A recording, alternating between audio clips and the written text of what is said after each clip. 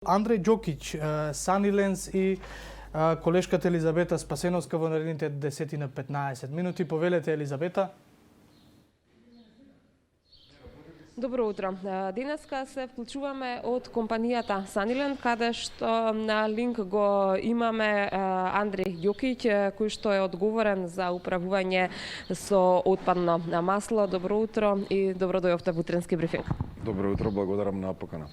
За почеток би спомнала дека токму овде во оваа компанија се преработува отпадното масло за јадење, може и во овој објект во кој што се наоѓаме во моментот, а вие во рака држите и една кутија за собирање на отпадно масло за јадење, кое што може да го добие секој во своето домакинство или на работното место доколку работи во ресторан, и да го собере отпадното масло, потоа да го достави до вас, или пак како се одвива процесот. Но она што е важно и зошто сме денеска тука е затоа што тука има и една хумана мисија. Од тука произлегува кампањата Рециклирај и донирај, меѓутоа и една многу поголема акција за зелена економија. За сите овие работи ќе ни кажете вие. Така е, благодарам на прашањето. Значи, сите денес сме запознаени со сериозноста за загадување на животната средина, особено преку отпадот и несоодветното отстранување на отпадот. Нашата компанија ја започна оваа дејност во 2009 година, кога немаше соодветен систем за управување со отпадно масло, не останува готвење и пржење на храната, ни од корека, односно од претхранбената индустрија, ниту пак од домакинствата, и тоа представуваше голем проблем, бидејќи маслото кога ќе се изфрли може да ги запуши канализационите системи, сериозно да ги загади реките и езерата и чистата вода за пиење, а секако маслото е штетно и за нашето здравје, од кога ќе стане отпад доколку повторно приготвуваме со него или го конзумираме. Идејата за овој систем е токму таа, значи да се заштити животната средина и секако да се најде една права економска вредност од овој отпад, каде што тој ќе може да циркулира и да го одржува овој систем понатаму, за да може соодветно континуирано да се собира и рециклира.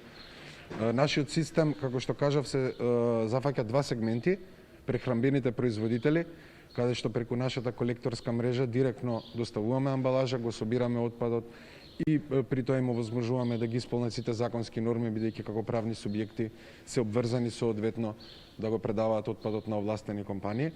Вториот дел за домакинствата, што е уште поинтересен за јавноста, е екохуманитарниот проект и екосоцијалната платформа, ние ја нарекуваме Рециклирај и донирај. Тоа ние ја спроведуваме заедно со Сдруженијето Љубезност, односно секое домакинство, таа е доброволна, значи секое домакинство кое го создава овој отпад и сака да го собира, добива една ваква кантичка, од која ќе ја наполни, таа е 3 литра, не контактира, нашиот им доаѓа директно да ја собере, да достави нова кантичка, чиста, за да се овозможи континуирано собирање, и при тоа доделуваме мотивација за секој собирач, за секој 3 литра собрани отпадно масло, доделуваме половина литар сончогледово масло, кое што собирачот може да го задржи за себе или пак да реши да го донира до бездомни семејства, и тука доаѓа концептот Рециклирај и донирај, каде што љубезност потоа сите донирани количини на сончогледово масло ги доставува до лицата на кои им е тоа најпотребно како основна храна. Има ли доволно развиена свест кај населението токму за рециклирање на маслото за јадење, и од друга страна дали се запознаени со акцијата Рециклирај и донирај? Па ние се трудиме што повеќе канали можеме да ги запознаеме граѓаните. Морам да кажам дека кога се тргнува од мислата дека, знаете, перцепцијата ние не сме еколошки свесни, никој ништо не прави, не е така, бидејќи со овој систем ние дознавме дека има многу еколошки свесни домакинства, меѓутоа немале можност каде да го отстранат отпадното масло, верувам тоа е и за други видови на отпад. Така да системот расте секој ден, секој месец. Ние гледаме да тој да биде буквално доброволен, значи не да ги натераме луѓето да собираат, туку тој што сака и што гледа вредност во овој систем, и нормално тоа позитивните работи се пренесуваат преку социјалните мрежи, каде што сме активни меѓу собирачите, и секој што ќе види вредноста на овој систем може да се приклучи, тоа е целта, и секој што го создава овој отпад. Може би има некој што дома не готви со растителни масла, па не го создава. Нашата цел е секоја капка да се собере и да се рециклира, и да ги мотивираме домакинствата да направат нешто добро за животната средина, а и да си го решат и својот индивидуален проблем, бидејќи кога го истураме во лабо ова може да го запуши и така натаму да ни направи домашни проблеми. Како се одвива процесот на рециклирање? Што всушност после тоа вие правите, откако ќе ги наполните, односно граѓаните ќе ги наполнат овие кантички, ќе ви ги достават до вам, што правите потоа вие со маслото, а тоа да не биде веќе отпадно? Така, тоа е многу важно прашање. Значи, секоја количина која што се собира од нас завршува во нашиот погон, тука во еден друг дел за управување со отпад, а тука маслото се складира во овие цистерни како финален производ. Значи, најнапред маслото се депакува, односно се носи на загревање, бидејќи мора да се загрее, потоа минува еден процес на филтрација, потоа завршува во овие цистерни, тука додатно се таложи, односно се декантира, се вади додатен талог и нечистоти и откога е спремно како готова екосуровина, потоа го пренесуваме во специјални цистерни каде што се извезува до производители на биодизел, значи се користи во производството на зелена енергија, односно биодизел, а ние сме сертифицирани од Европската унија за тоа да биде по сите стандарди, односно по ЕН нормите 14214 на крајниот производ биодизел. Веќе споменавте и зелената економија, јас и во најавата споменав дека сакам и за тоа малку да поразговараме, бидејќи навистина ми делува интересно. Би рекла дека сте на некој начин еден двигател на зелената економија кај нас тука во државата. Какви се резултатите од работењето и каков ефект имаат врз развојот на зелената економија? Така, благодарам за обајте зборови. Па видите, и како компанија веќе нашата визија е да одиме кон одржливост, а зелената економија и одржливоста се едно до друго. Што значи тоа? Тоа значи дека не е важна само бизнис дејноста, туку е важно импактот, каков импакт компаниите имаат врз општеството. Ние сме среќни затоа што нашата еколошка дејност директно го заштитува на еден начин општеството и го намалува ризикот од загадување на отпадот, и тоа ни е доста драго, затоа работиме и на едукација и на населението. Имаме и проекти со градинките, специфично за отпадното масло. Меѓутоа, за директните економски ефекти можам да кажам само дека пред да го има овој систем, значи од 2009 година, заклучно со 2020 и тековно оваа година, значи овој систем има предизвикано многу позитивни ефекти, како на пример имаме 10 нови вработени преку системот кои што директно работат на оваа еколошка дејност. Континуирано да инвестираме во модерна технологија за третман на маслото и за складирање. И секако имаме инвестиција и во додатна зелена енергија, бидејќи дел од топлината од енергијата која што се користи за загревање на маслото, сега можеме ја добиваме и преку соларна енергија. Значи, самиот систем кога е одржлив не мотивира континуирано да го подобруваме, а се со една цел секако да најдеме економска вредност од овој отпад и да ја заштитиме животната средина. Ви прашала повторно за онаа хумана дејност, односно хуманитарната акција Рециклирај и донирај, колку месечно пола литарски шишиња донирате за бездомните, за оние на кои што им е потребно? Така, тоа е исто многу важен резултат од самата акција Рециклирај и донирај. Јас би говорил повеќе од кога е почната до сега, значи од кога е почната од 2017 до ден денес се собрани над 14.500 литри отпадно масло, а се донирани околу 1.500-1.600 литри на сончогледово масло како донации до социјално загрозени семејства. Значи системот, односно Рециклирај и донирај има и еколошки, генерира и еколошки и социјално позитивни ефекти. И целта е доколку порасне акцијата, во моментов имаме над 2000 активни собирачи од домакинства. Би сакал и на сите да им се заблагодарам што активно учествуваат. Меѓутоа замислете со 100.000 домакинства кога би биле активно вклучени, колку отпад ќе се собира и колку ќе се собираат донации, значи системот се мултиплицира како што се зголемуваат луѓето кои што учествуваат на доброволна база во него.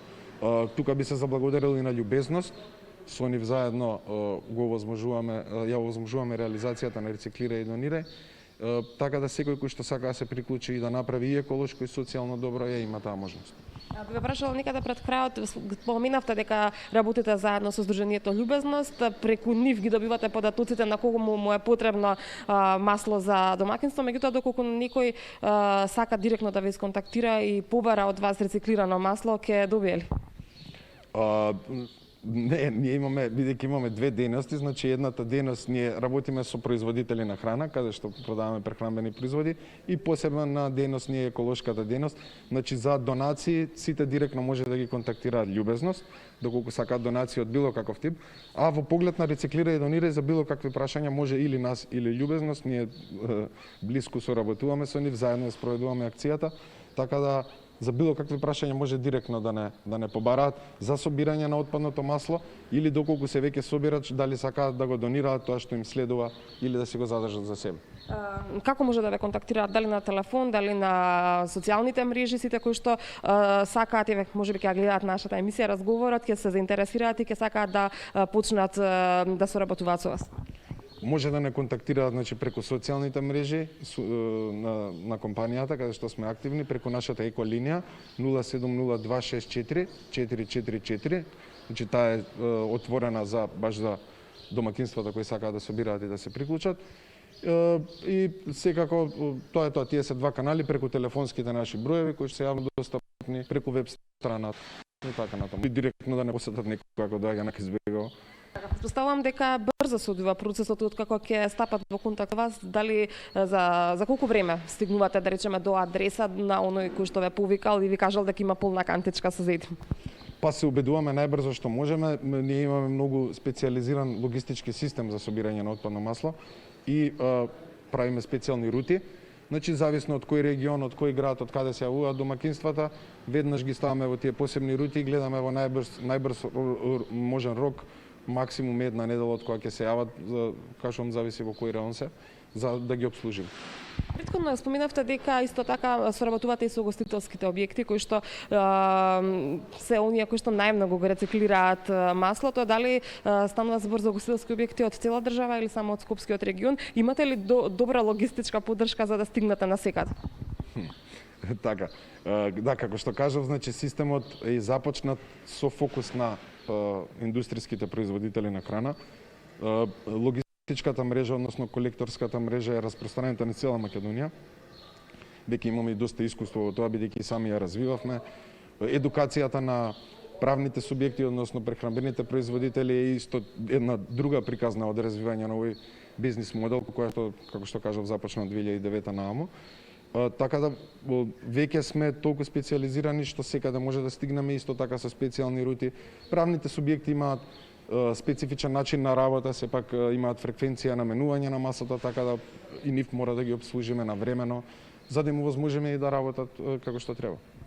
И уште би ве прашала за зачувувањето на животната средина. Тоа го споминавме дека нели евидентно е дека со рециклирање се зачува животната средина, реките и останатите води. Имате ли соработка со Министерството за животна средина? Се прават ли никакви мерења? Со Министерството за животна средина, уште од кога ги извадивме првите дозволи, нормално дека имаме соработка како помеѓу правен сектор и институција, чи во поглед на некои проекти, во поглед на едукација, кога има можности, секако и административниот дел, односно контролата во нашиот систем, како функционира, со сите надлежности кои што си ги има Министерството. Во поглед на мерења, немаме некоја информација, освен тие што се јавно достапни, ние сме фокусирани на нашиот дел, можам да говорам за отпадното масло, и како тоа загадува, како е во Европа, како е кај нас и така натаму. Може да се направи споредба, дали сме на добар пат да ги стигнеме европските норми? Па према нас како компанија ние мислиме дека сме на добар пат, бидејќи нашата дејност е директно поврзана со овој отпад и ние сме задоволни како напредува. Нормално секогаш може подобро и во поглед на индустријското производство, односно како тие колку го селектираат, како го селектираат отпадното масло и секако домакинствата каде што има најголем потенцијал за раст. Верувам дека системите и количините и од двата сегменти дека ќе растат, односно све повеќе соодветно ќе се третира овој отпад за да може да постигнеме околу, например, во Европа, во некои земји од 70 до 80% населението веќе го селектира и го предава отпадот.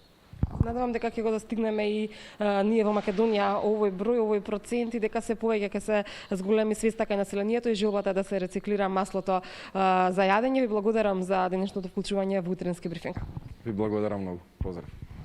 А со овие информации за начинот на рециклирање на маслото за јадење, ние се одјавуваме од Sunnyland.